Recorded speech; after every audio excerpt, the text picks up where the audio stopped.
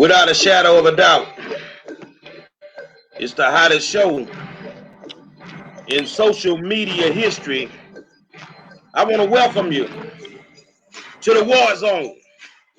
I got my beautiful co-host, Miss Demetra K, and I am the five-star general, Mr. Accountability, and I got Hall of Fame. Did you hear me? Hall of Fame basketball coach from Jack Yates Senior High School in the building with me tonight. And of course, you know I keeps my crimson and gold on at all times. We're going to get to it, man.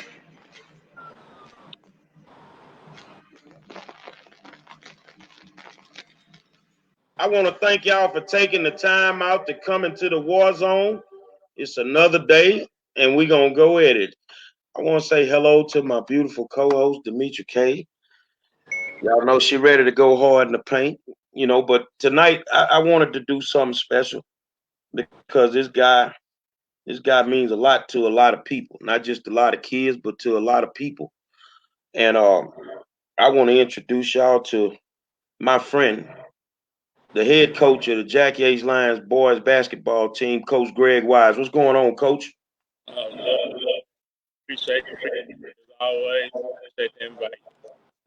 Well, I'm gonna tell y'all something, man. I mean, when it comes to high school basketball, in the state of Texas, there is none better. I don't care what they say, how they do it. There is none better. I've seen the man take water and turn it into wine. And more importantly, he's a great ambassador for a group of kids that a lot of people have forgotten about, that had given up on. Yates basketball struggled for a lot of years. And then coach came in and he changed the whole culture. So he doesn't run a basketball team. He runs a basketball program. And that's a whole lot different than running a basketball team. Give me a little background information on you, man. Where you grew up, where you went to school. Let the people know who Greg Wise really is. Sure.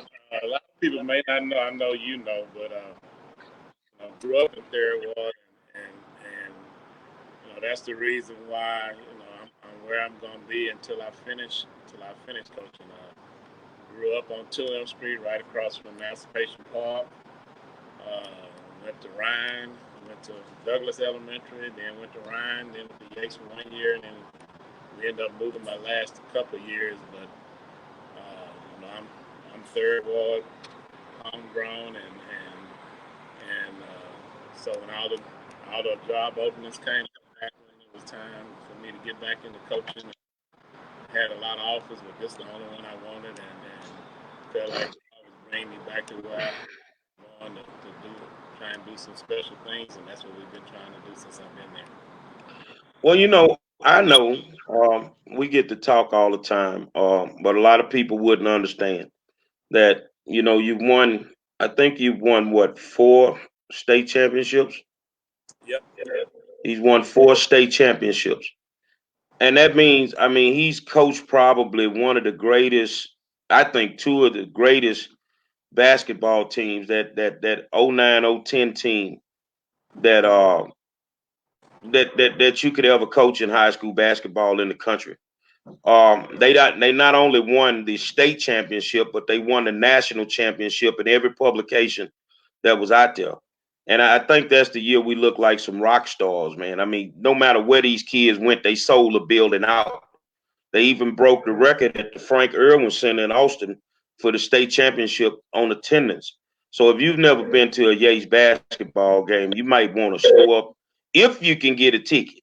I'm gonna tell you now, if you show up late, you ain't getting a ticket because it's gonna be sold out. No matter who they playing, they gonna do what they do. Now a lot of coaches, in your position, you win all these state championships, and what makes you not go to the next level? Because I know you've had the offers to go to college, you know, or go to a different high school, make maybe double what you're making at Yates. What makes you stay, coach? Well, that was the main, and you're right. And also, I want to add, not only were we national champions, that team was just this year named the team of the decade for those 10 years past. So, want to get that shout out to them for that honor. That's a huge honor that they gave us this year. So, but again, my main thing is that I feel like I'm doing so much for the school, the community, for the kids in our area, the kids that I grew up, same area that I grew up in, and so with that, offers, offers come in and higher paying jobs and all of that, but this is where I feel like I was put to do some special things and most important thing.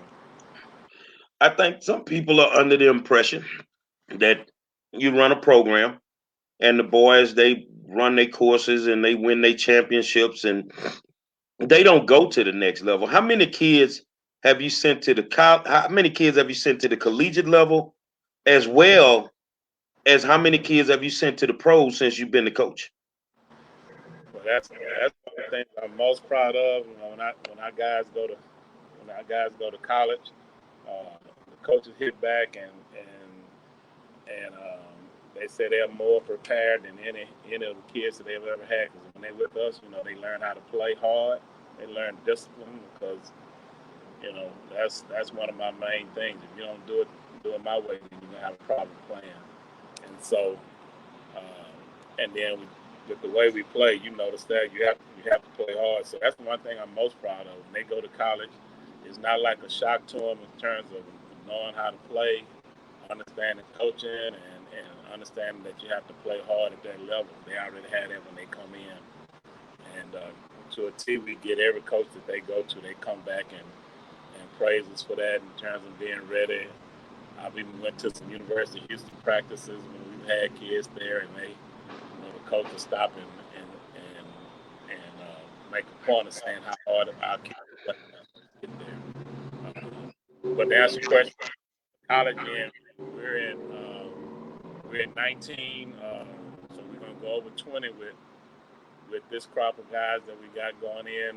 We have one, Reuben Jones, that's going to North Texas, but we have 3 or 4 other ones that will be going to school. Just haven't picked the school yet, so we should be around 23, 24 once we get them in school. So, guys, I want you to understand something. On a basketball team, on an average, he's sending 3 to 4 kids to college on full rides every single year. And I mean, I sit there in amazement when I watch it. Greg Wise is old school, and that's if you don't know what an old school coach is, go by the gym after school, and then you'll figure it out. He old school. He demands respect, which he really does not have to demand it because the kids already know. You might play football and get away with something on that football team, but you already know when you report to the gym for basketball, it ain't happening. It's just not happening. And his kids are some of the greatest ambassadors that the school has. They don't get in trouble. I hardly ever hear of a kid flunking off of one of his basketball teams. It just doesn't happen. So, Demetri, you got the floor. So hello again, Coach Wise.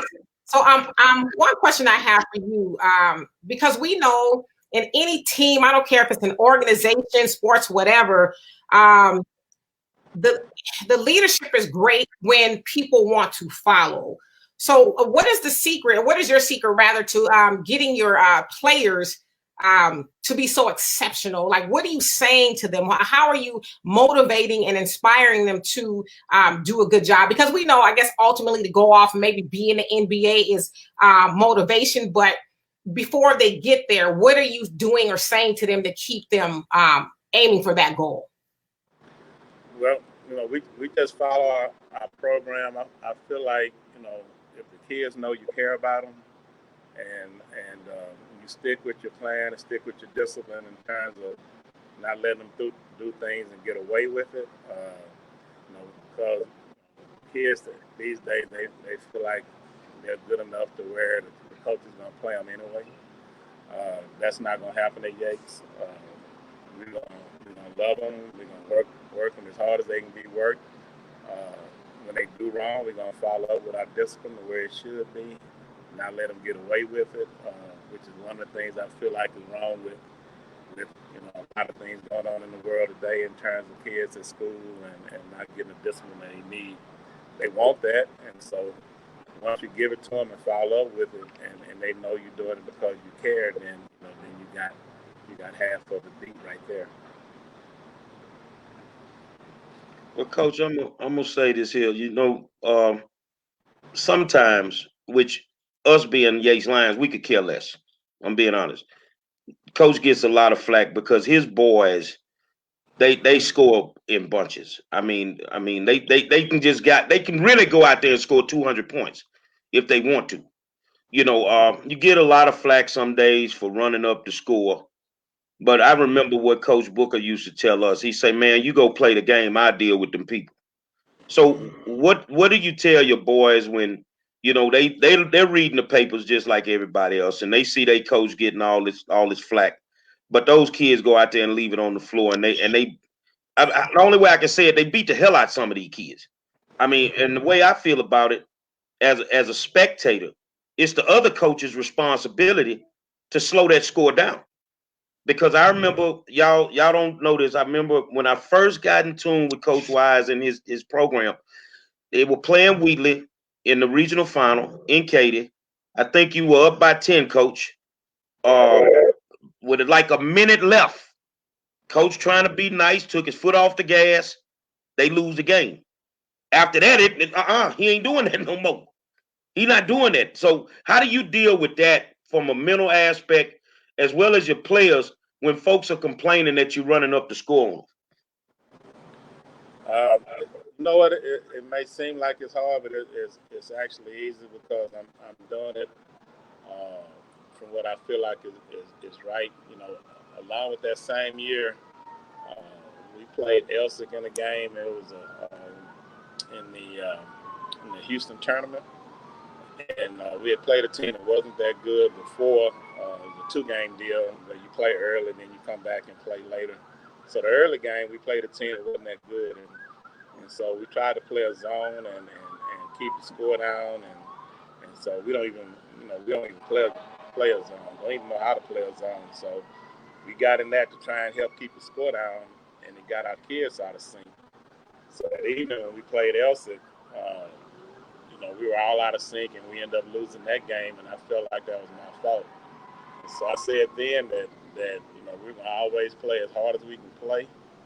Uh, you know, Once we get into the third and fourth quarter, we're playing our 10 to 15 guys, but they're trying to move up in the rotation also. So put them in and ask them not to play hard. We feel like it's wrong. So we just don't play hard as we can from the beginning to the end, and then that way I have no regrets in terms of feeling bad that I let my kids down by not letting them play the way they play. And we talked about that before the season, during the season, so our kids understand, and they appreciate that because they want to be able to come in and play hard. We don't want the bottom kids to come in and feel like they just finishing up the game. We want them to feel like they trying to earn a spot. Same thing we do in practice. You're trying to beat somebody out and earn a spot. So whatever has to come my way because of that, I think all of the people that follow Yates, they see the way we play and feel, proud of the way we play. We're playing for the community, we're playing for the school, we're playing for, the city and the state after that, but we mainly playing for the school and the community and the alumni. So once you're doing that, I feel like, and the community is behind us and understand where we at and what we're doing, then, whatever else comes from the outside, I'm good with that. Demetri? So regarding like a reward system, I once talked to a coach who coach, I guess it's not Little League, that's baseball, but I guess when they're children, he was a basketball coach. And he said he didn't really believe in rewarding the children like when they won, because he didn't want their heads to get big. He just wanted them to feel like that's what they should be doing. So do you agree with that, or do you have some sort of a reward system for them? And then how about when they lose? How do you deal with them in that regard? I try and treat mine the same whether we win or lose. A lot of times, even if we win the next day in practice, we come back and to make sure their heads are not big, I may even get on them more in terms of making the practice even more stringent, and that's to keep them focused, keep them disciplined, and keep them, humble in what we're trying to do. So we don't want them to play a great game and then come back the next day and have a bad practice. So the day after a great win may be our hardest practice. So we feel like the reward that's going to come at the end of the year. But during the season, we just trying to play as hard as we can. Their reward is going to be play hard and practice hard, and then try and move into that rotation where you can get some playing time. Well, Coach, let me ask you this. I mean, a lot of people, around the city, they get to see Yates from the outside. We're blessed to see it from the inside. And unless you clearly understand, going to Jack Yates Senior High School is the it to us is like you going to a historically black college. There are multiple James Madisons throughout the country, multiple Booker T. Washington high schools throughout the country. But in the country, there's only one Jack Yates Senior High School. And I tell people, I always tell coaches, say, man, there's 3 alumni bases you don't want to deal with in the state of Texas. You don't want to deal with the University of Texas. You don't want to deal with Texas A&M, and you definitely do not want to deal with Jack Yates Senior High alumni. You don't want to do it.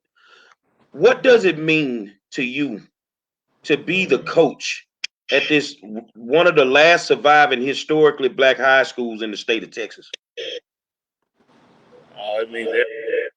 And again, to where I grew up, from the time I was born to now, and then to go out and play the way we play and see our crowd and see our fan base and our alumni and everybody behind us. I feel like I don't feel like we have the best crowd in the country for a high school. We have the best backing in the country for a high school. And our kids feed off of that. So one of the reasons we can play as hard as we play and play as well as we play is because we have the home-based crowd that's there for us through thick and thin, and that's one of the reasons that I feel like I can go and do what I do and not worry about anything, because I have that backing of our alumni and our crowd in terms of they understand what we're doing. So, but to answer your question, you're exactly right. And again, I feel like we have the best crowd in the country, and we feed off of that. Let's talk COVID-19. I know I had just booked my hotel rooms because the boys made the state tournament. And I didn't come to the pep rally. I say, man, I'm gonna get ready, get the car gassed up, change the oil, and I'm ready to go. Cause if they there on a Thursday, I'm there on a Thursday. I'm gonna rock from the Thursday to the Saturday. That's how I get on every year.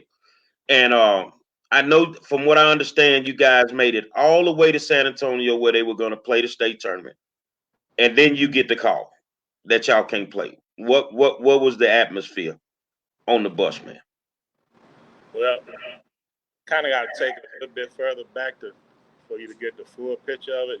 We ever since we lost that semifinal game last year, which we felt like if we had been full strength, we would have won that. If you look at, we had Joe, who was the only senior starter and leading scorer, and he hurt his back.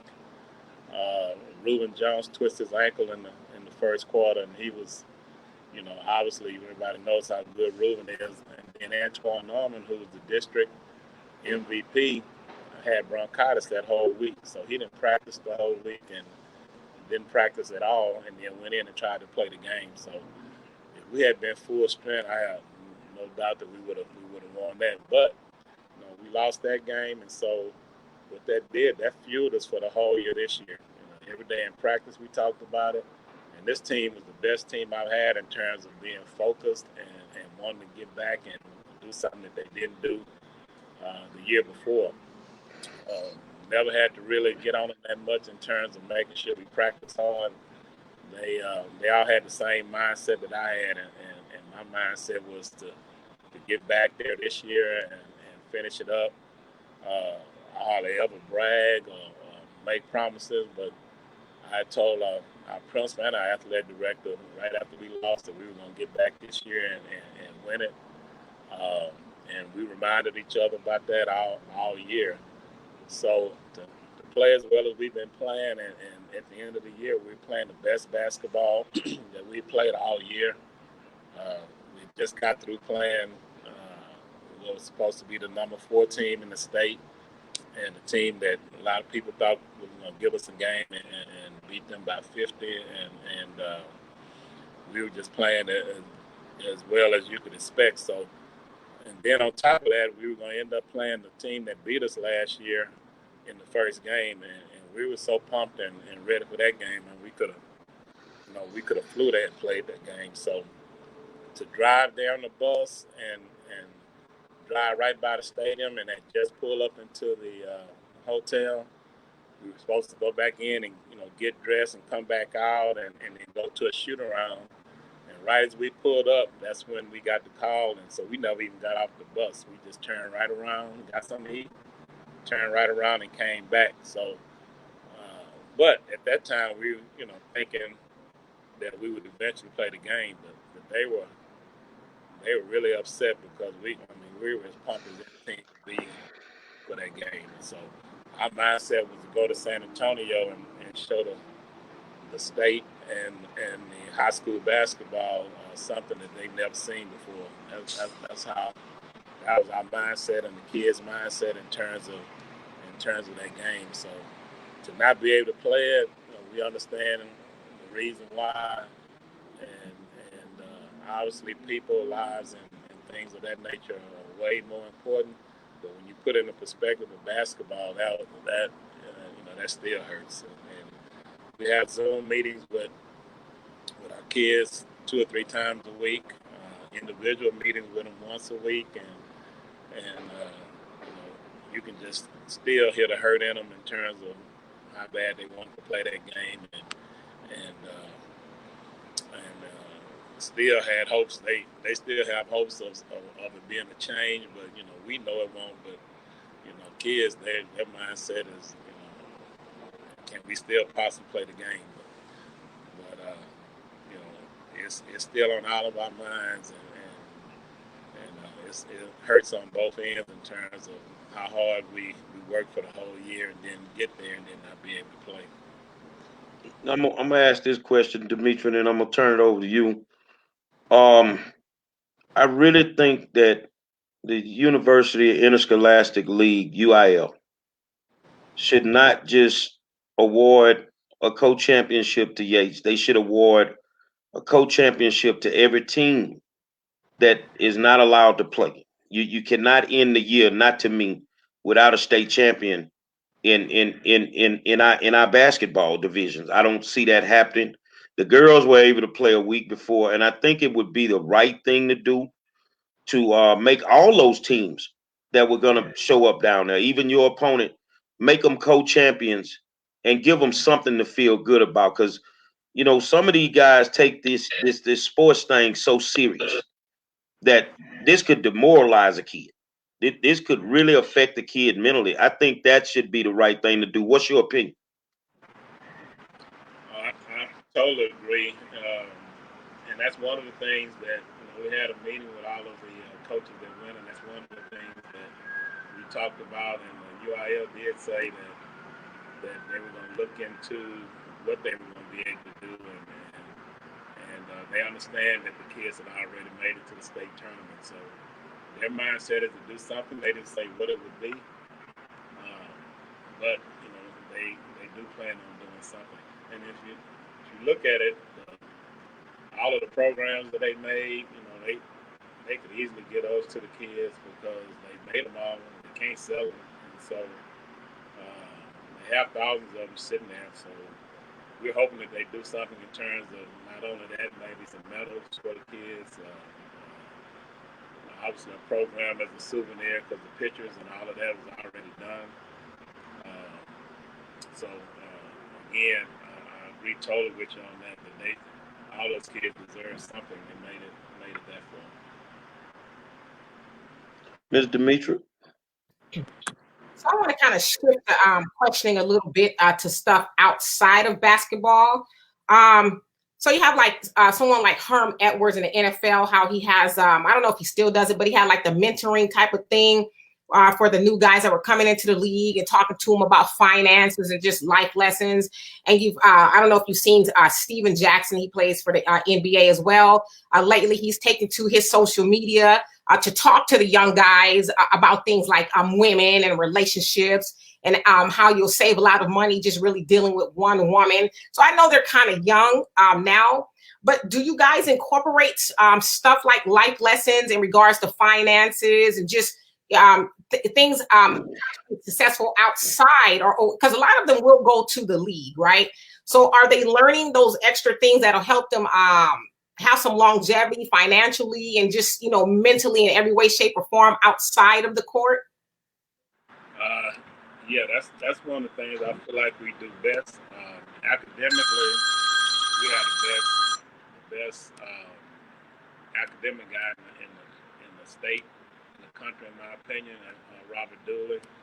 And so, and again, even if you go back to what I was talking about in terms of our kids playing hard and colleges coming back and saying they're as prepared as anybody in that way, academically, I think it's the same way in terms of being eligible to go to college in the first place and having them to make the grades and make the test score and things of that nature where they're eligible to go to college. A lot of kids get to that point, and the schools don't look at taking care of them in that way, and they're not even able to accept the scholarship. So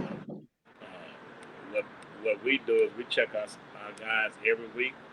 We check them daily.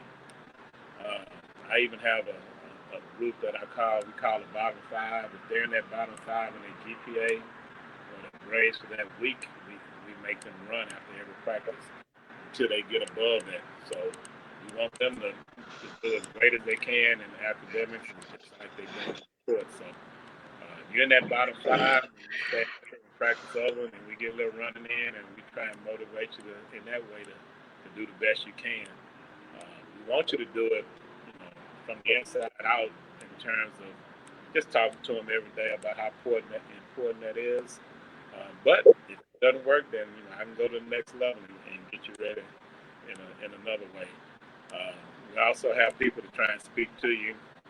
Anybody that we know, Joseph Young that is playing overseas now and play with the Pacers, and we have him come back and talk to him in terms of what he went through in college, what he's going through in the professional level, and that's just one of the guys. We have guys come in all the time that they may not even have graduated from Yates to speak to them in terms of kind of exactly what you're talking about, in terms of understanding how to succeed in life and how to succeed once you get to school and how to take advantage of that education, because you're probably making in the professionals, and that you can be just as great in terms of whatever you decide to be in life. You can be just as great as that as you are in basketball. Well, Coach, let me ask you one last question. I know which one it was for me. What was that one game that stuck out in your mind where it just looked like, oh, this ain't working tonight, and then all of a sudden it just started clicking? I'd have to give you two. One would be obviously the one we won that state championship, the one where Joe suffered a concussion and came out the tunnel and hit 3 threes. Back in. So yeah, and that looked like it was a game that we probably won't win. And that's one of the games that I can go back on and look at, is that you look at our guys in terms of understanding how to play hard the whole time. If they didn't do that the whole time, then even with Joe coming in and doing that, we still would have been able to win that game. And then the second one would be we were playing the second-ranked team in the country. At that time, they were the number one team in the country. And for for a championship game in Hawaii tournament, which is the biggest high school tournament in the country at that time. And to piggyback on that, just to let everybody know, we just got invited back to that for next year. So we're really looking forward to that, and a lot of some things we got to do to raise money for, not for the tournament and all that, because they'll pay for that, but just just things we want to make sure the kids have fun and enjoy themselves while they're down there. But that game we were down by 10 and came back in the fourth quarter and won that one. And the reason that one sticks out is because if we hadn't beat that team and won that game, we couldn't have been the number one team in the country. So once we beat them, that put us at 2, tied for 1. And then the team that was tied with us, they ended up losing in the playoffs. That's toward the end of the year, and that's what allowed us to be the best team in the country. So if we hadn't come back and won that state championship game, we wouldn't have been able to do that. Well, I'm gonna tell y'all something. I know we got Joe Young playing overseas. We got Damian Dotson playing for the New York Knicks. Y'all got to understand the history of this program. It wouldn't have been no Phi Slamma Jamma over there with Akeem Olajuwon at U of H if Michael Young and Ricky Winslow didn't show up. You got to understand what then came through that gym. Carvin Holcomb, used to light the Southwest Conference up. I mean, there have been great coaches on the hardwood. Hall of Fame coach we're looking at right now. And, of course, on the gridiron, we don't even want to talk about the number of players that have gone to the NFL. We can't even count the number of players that have gone to college. It's crazy. So I want to thank you for everything that you do, Coach. But I got a gift for you boys. I know, and I'll deliver it personally because I got to do it because some of them will end up leaving and going to school. I run the Hall of Fame for Yates, and I waived the rules this year because normally I see Coach every year on the first day of school, and I ask him the same question. Coach, how we looking this year? Can I book my rooms? I'm telling y'all what I do. And he told me at the beginning of the year, he said, yeah, you can go and book them this year. Go and book them, man. That means I'm booking my rooms for the state tournament 9 months in advance. I said, we ain't got to worry about seals being the reason. He said, don't even worry about that. We good. Don't worry about that. So, man, I waived the rules for the Hall of Fame. And I'm going to put this team this year, when we have the Hall of Fame banquet later on this year, this team will be inducted into the Jackie Yates Hall of Fame. And you're exactly right. And again, I don't brag, but this year that just shows you how focused we were in terms of positive mindset, in terms of knowing we were going to get back and do what we didn't do. And I remember that conversation we had, and really appreciate you and the alumni and everybody for what they do for the program. And again, that's the backbone of what makes me excited every day about practice and playing and ready to do that. To look in the eyes of the alumni and how proud they are of what we do. That's all I need to be focused and really happy about what's going on. And for you to give them that honor after they didn't get to play, that's going to be huge. For me to tell them that once we have our next Zoom meeting and with all of the disappointment and not being able to play, for you to do that and them to be able to receive that is special. And I got one more gift. The last time you guys went to Hawaii, you didn't see it coming. I'm one of them alumni. I don't talk like a G. I walk like one. I walked into the school with 2 rollaway suitcases with brand new uniforms for them kids. I say they not going to Hawaii and not going to be dressed right. So you can expect 2 new sets of uniforms from me for your boys, for them to go to Hawaii and play in. God bless you, Coach. I mean, it's just me being me. I love what you do. I love the vibe of the whole program. And if you're looking for a good school, a school that has everything that you want in it, teachers, administrators that's going to love your kids, programs, we made sure that we had the top of the line programs for our kids. Send them to Yates. Don't let them people tell you don't send your kid down to Third Ward. You're going to miss a hell of an education and you're going to miss a hell of a time because there's nothing like being a Jack Yates Lion. I can promise you that. And once you in that fraternity, you in that fraternity for life. So thank you, Coach, for everything that you do. And keep doing what you do. But last question, I know it ain't the first day of school. How we looking next year? Can I book my rooms? Make sure you come back and ask me again. But if I'm going by this, as disappointed as we were a year ago, then we're gonna be double as disappointed this year. So in my mindset, I can say, yeah, you can feel comfortable in doing that. I'm gonna book my rooms tomorrow. Thank you, Coach. Make sure everybody comes out and watches this year because we're gonna be just as, hopefully, just as fun to watch and trying to make the city and especially our alumni community as proud as ever. All right, Doctor. Thank you for everything you do, man. All right, thank you, buddy. You too now. All right. Say if you don't understand, I'm telling y'all, it's nothing like going to this school. I'm 52 years old, and I promise you, I could put a Yay shirt on every day. I got that many. I got that many of them, and it's not just because of sports. It's because of everything that you get when you go there. You get people that care about you. You know, they're tough on you. He's tough on those kids. And I'm talking about old school tough. They know not to play with him. So, to where I'll be two things the rest of my life. I'll be Gary W. Monroe, and I'll forever be a Jack Yates Lion. And according to the way I got my funeral set up when I die, I get to ride one last time through Third Ward. And they stop me in front of the school. Just sit me there for about 5 minutes, let me soak it in, and y'all can go drop me in that hole. That's how it is. But I mean, that's how it is, man. And we bleed it. We bleed these colors, man. We bleed these colors. How you doing tonight, Ms. Dimitri? I'm doing well. I just want to say, you know what? That is so awesome.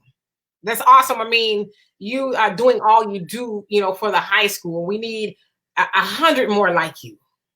I hope, there's people out there really taking notes from your philanthropy. We need, like I said, more people like you just to give back. Giving those kids a new uniform, that's mind altering in and of itself. So. Oh yeah. I mean, if I'm able to do it, then, I'm gonna do it, because I know when I showed up at Yates, I ended up, I'm in the Hall of Fame at Yates on a football team. And I was a first ballot Hall of Famer with my team.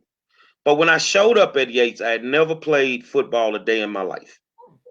Never. I was actually Rudy. I used to get beat up in practice, and I was just a crash dummy dude. And coach just told me, say, you got to work harder. You got to keep working.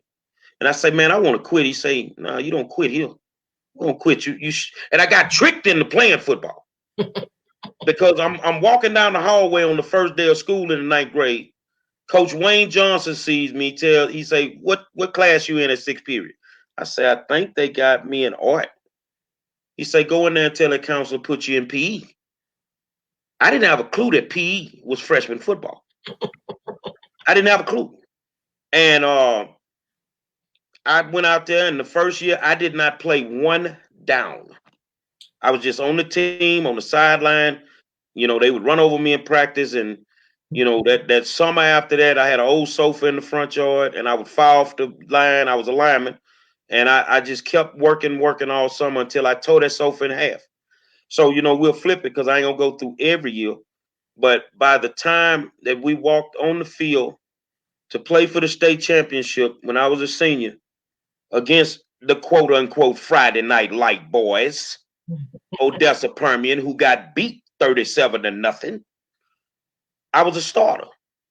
That means everybody that was in front of me for 3 years was now backing me up. And, it just came down to that last position being open. You had two coaches, the head coach and the assistant coach, arguing about, is it Monroe we going to put there, or is it Ernest Wilkins? And the head coach asked the assistant coach, Maurice McGowan, he said, why you like Monroe so much? He's so small. He say he going to play 4 quarters if he don't do nothing else. He going to give you 4 quarters of football. That's all he understand. And honestly, I was crazy. That's all I understood. I mean, just play my heart out for 4 quarters. And I want you to understand the position that I played. The people that were in front of me was 6'4", 6'5" guys. And the best, and I'm only 5'4". So, I mean, these guys had a whole foot over me. And the best player that I played that year, and people get mad when I say it, the ones that I played with, you know, who the best player you played against? If you ask a Yates player, that they'll say a Yates player. And I said, no, it ain't a Yates player. Well, who is it? I say Alfred Williams from Jones. 2-time Buckets Award winner at the University of Colorado, and he won 2 Super Bowl rings with the San Francisco 49ers. I said I couldn't block him. It was nothing that I could do. I could block anybody else on any other night, but I couldn't handle Alfred for nothing in the world. It wasn't going to happen. But the thing is when you go in, you bust your behind. But the one thing our coach demanded of us is that we did it in the classroom. It was 504 seniors in our class, 504. And the top half of the graduating class was all athletes. It was the top 10% saturated with all athletes. So we could do it on the field and we could do it in the classroom. And they demanded it. If not, on report card day, you had to go and see the Board of Education. And if y'all don't know what the Board of Education is, you know what that is.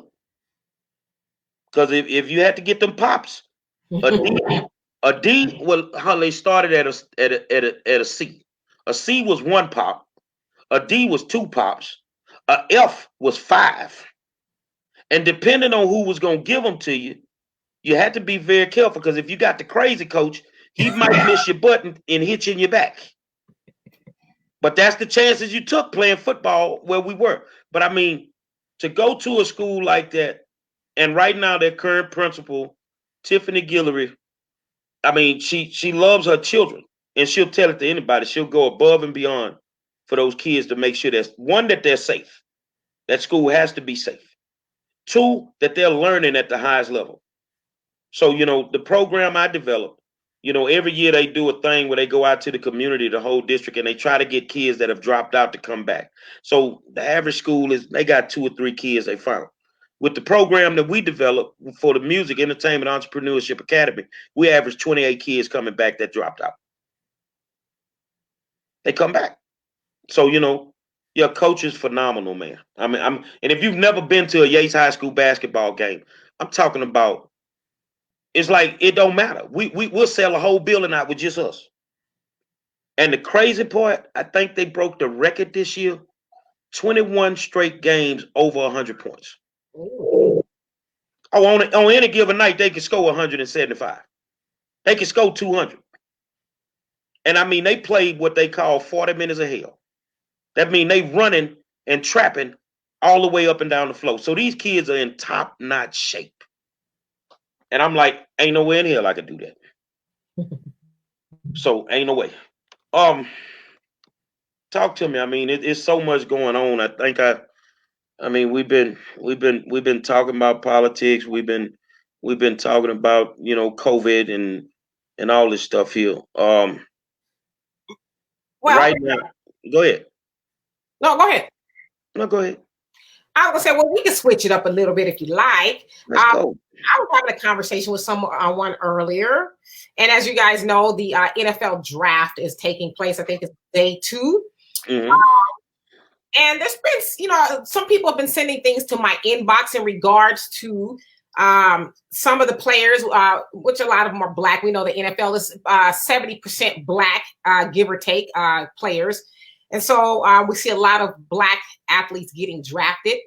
And sometimes, and I would say oftentimes, you see them, and, you know, no shade to nobody else, but I'm just, you know, putting it out there, see the Black athletes with white women or white girls. And so I had actually a few people ask me what's going on. And then I've even had some people doubt that this might be calculated. Now, when I say it might be calculated, that, you know, putting said girls or women in the path of these, you know, athletes, these great athletes in college even, because a lot of them know they're going to get drafted.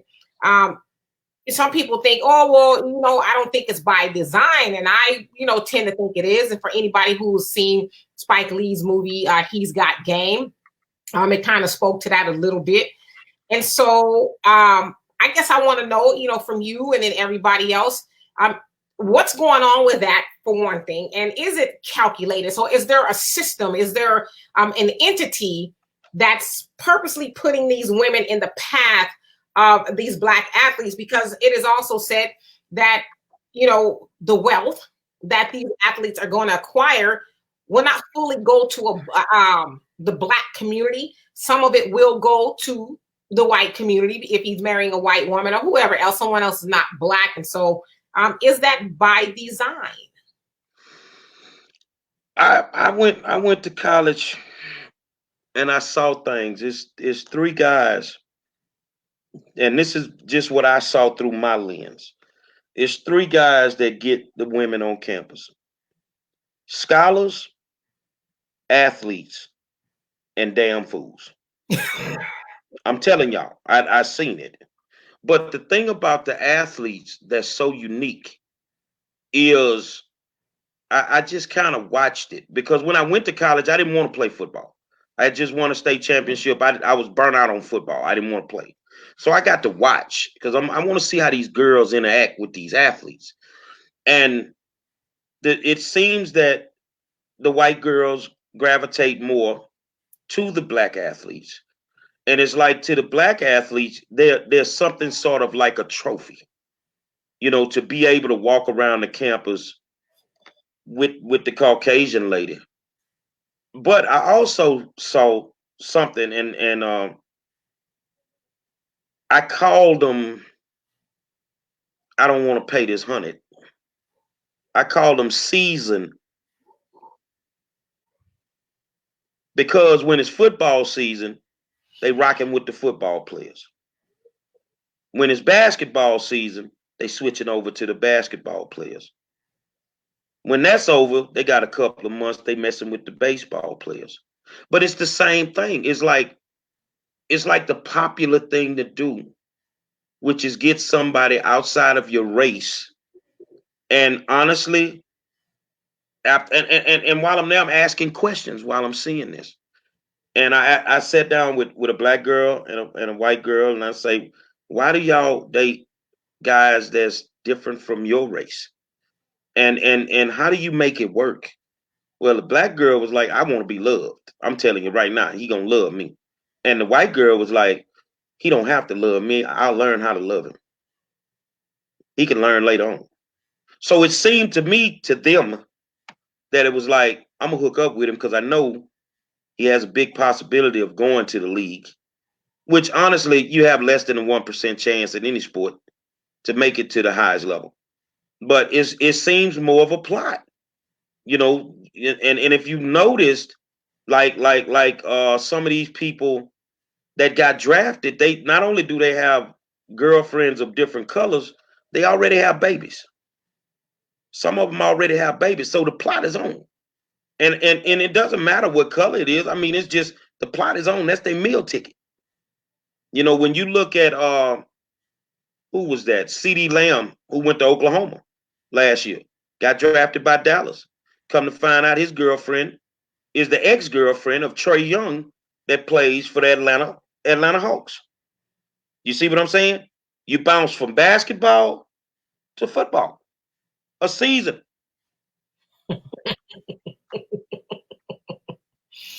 Yeah, I mean, I don't think there's any denying that that's a thing.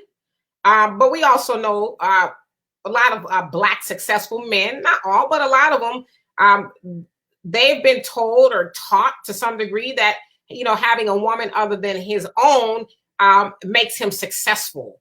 A lot of times, too, it's seen as, you know, a punch in the eye to the white man. I got your woman. You know, I got what you said I couldn't have. And so I definitely think some of that is by design. But it was just questions people were asking me due to the draft going on. Why do we think that's the case? And like I said, somebody was in complete doubt, like that there is a system or some, you know, calculation going on to hook these two people up. And I'm like, well, you better open your eyes a little bit, because, you know, we know that these women aren't going for just the average Joe on, you know, the school campus for the most part.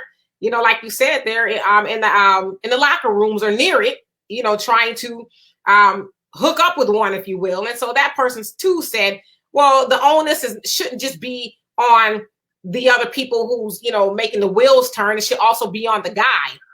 I'm like, well, yeah, I'm not saying it's not on him, but if that's what he prefers, fine. But I think there definitely is a pattern, a thing, if you will. I think we've got to accept the fact that the plot is on. I mean, and a black athlete is no different than a white athlete. So I'm gonna just talk about my people.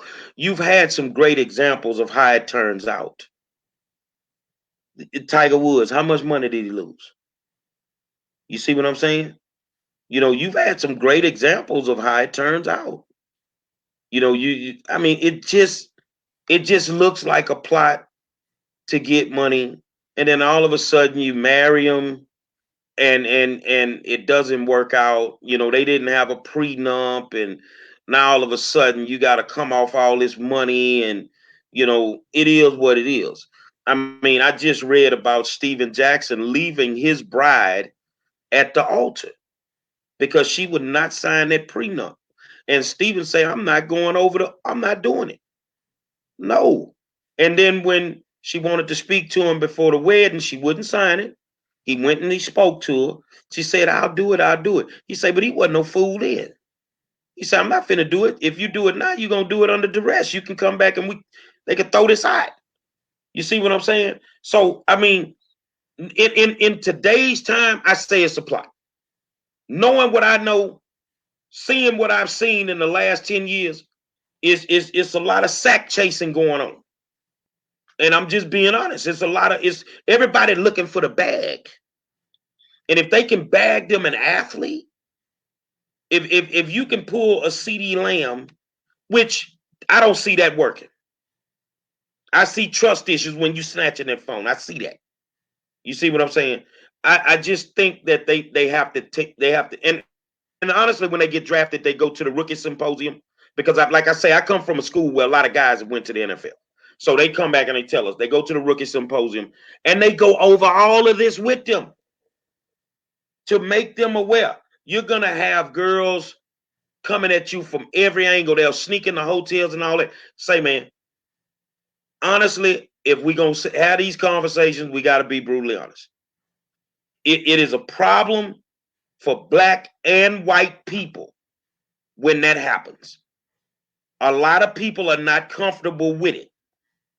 And I can honestly say, I've never been interested in a white girl because I've only dated black ones. It's not that I didn't like them. I just felt black women had bigger booties.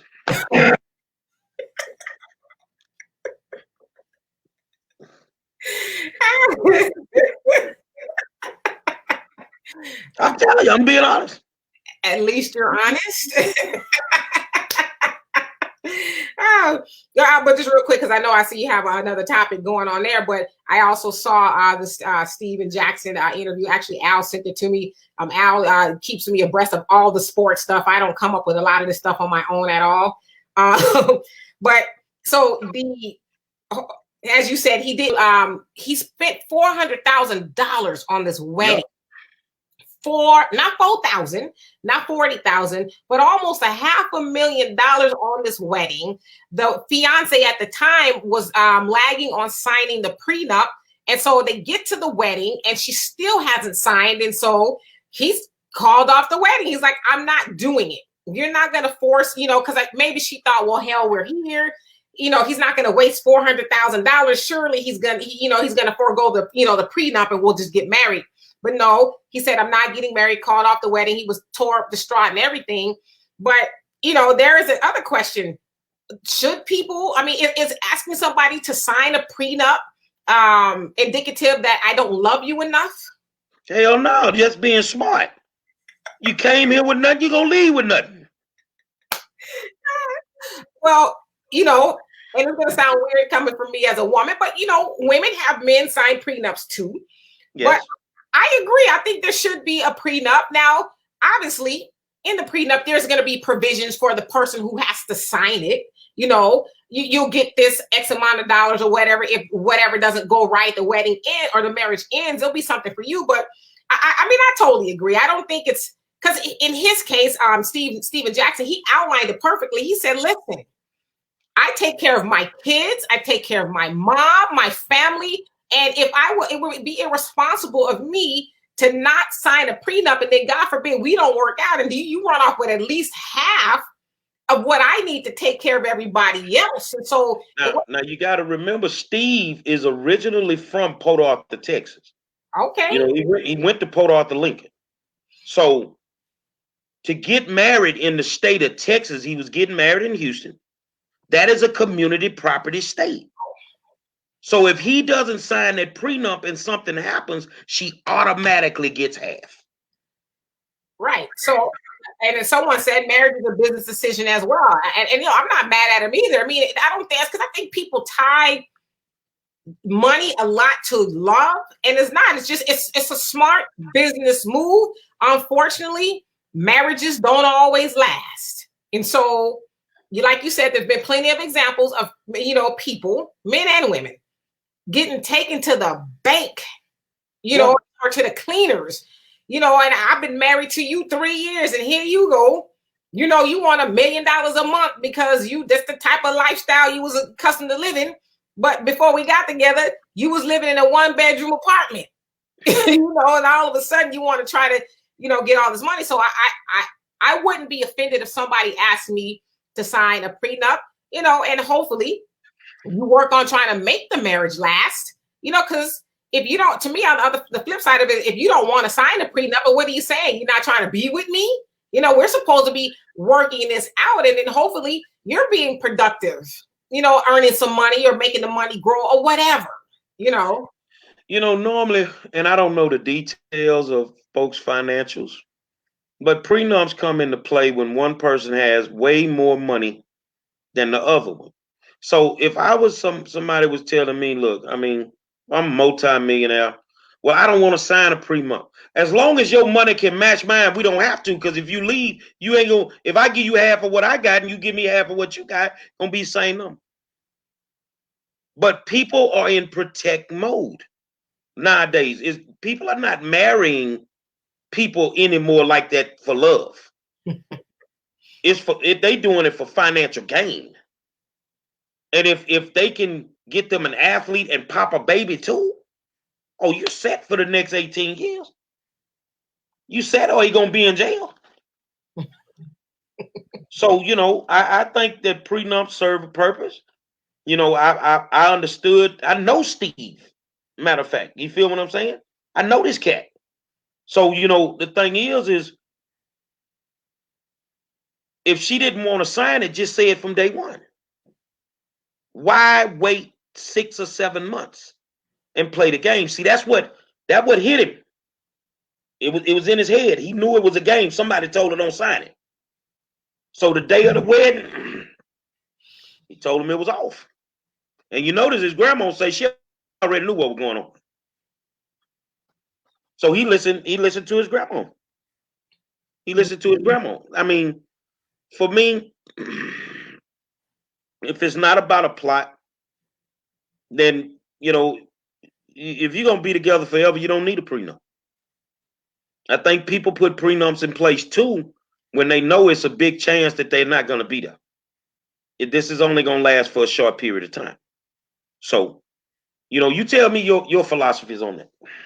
I mean, I think prenups could work if because you could put provisions in the prenup as well. Like, for instance, if you cheat, then I automatically get this, that, the other, or whatever. So there's things. A prenup is not like one prenup fits all. You can design it the way you want. Like some celebrities say, for however many babies you have by me, you get X amount of dollars if the marriage don't work out. But I think prenups get a negative connotation a lot, but like you said, it really is a way of protection. It doesn't indicate that I don't love you. And I don't even think it says, just a little bit. It says I don't trust you. But I think it more so speaks that I'm protecting my assets. I'm protecting, because like in Steven Jackson's case, he says it's not just me. that would get taken to the cleaners. Just my whole legacy. And it was somebody else. I can't remember who it was, but it was a football player as well. But he was saying, you know, me paying all this money, you know, without a prenup, that goes my legacy. If I'm giving it to somebody I wasn't with for a long time, so I gotta protect that. So I don't see a problem with it. I don't think that's and you know, some people make a lot of money and they don't sign it at all. They just say, hey, I'm with you and we're going to be together forever. And then of course they, you know, divorce court, you know, try to fight over their riches. And so, I mean, I think everybody has a say so. And now somebody's trying to slide you a prenup and say, here it is, I need you to sign it. You have no say so. You're not getting anything. You're going to leave the marriage with the 2 pair of shoes you came with. Then, yeah, you might want to say, okay, because I'm here. I'm going to help you build to some degree, whether I stay home and I make life easier for you. Something I want to leave with more than I want to be reimbursed, if you will, for my time, especially if it wasn't me or that made the marriage break up. I want to be reimbursed for my time. I think that's smart. I mean, look at the money that Tiger Woods' wife got. She deserved it, though. Why?